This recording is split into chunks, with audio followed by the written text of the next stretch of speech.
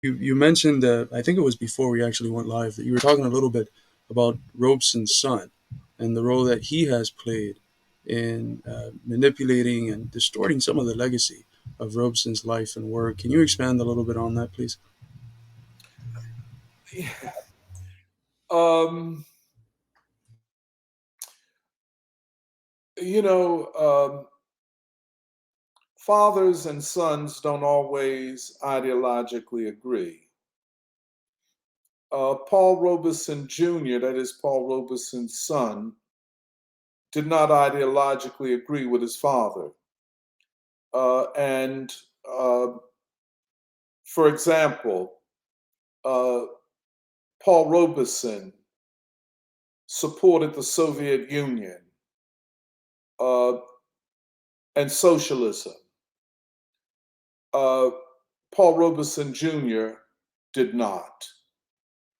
Uh, Paul Robeson Sr. understood democracy as connected to the creation of a new social and economic system, that under capitalism, the possibilities for democracy were diminishing. Paul Robeson Jr. did not agree with that. So, uh,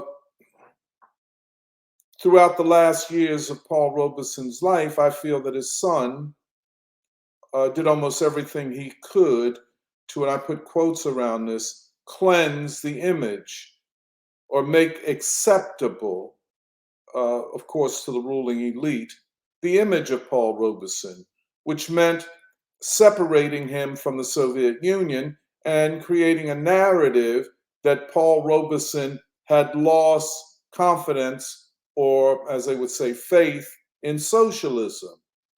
Uh, and that his retirement, as it were, to his sister's house in Philadelphia was, uh, as many would have it, an indication that Paul Robeson was not the same any longer, that he was a disappointed and broken man.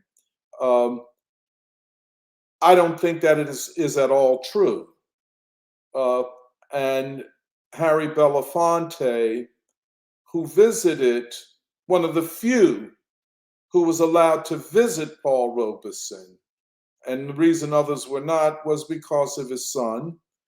But Harry Belafonte, who Paul Robeson mentored, uh, and they loved each other, he said he visited Paul. Paul was physically not well, but he said to Harry Belafonte, "None of my views have changed.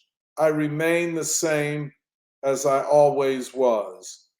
And that is what must be recovered. Now, there was a biography written or published in 1989 uh, by Duberman. What was his first name? I forget his first name off the top.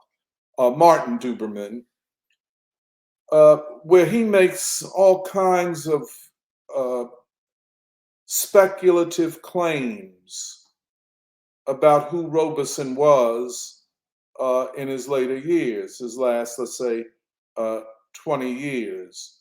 Uh, there is no evidence for any of this.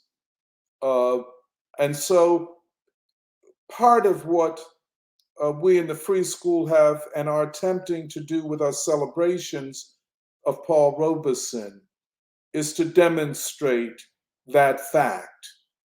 Uh, because, see, if Paul Robeson, one of the great and most passionate defenders of the Soviet Union and of socialism, uh, if Paul Robeson had given up on socialism, then how could any of us uh, be convinced that it was the future?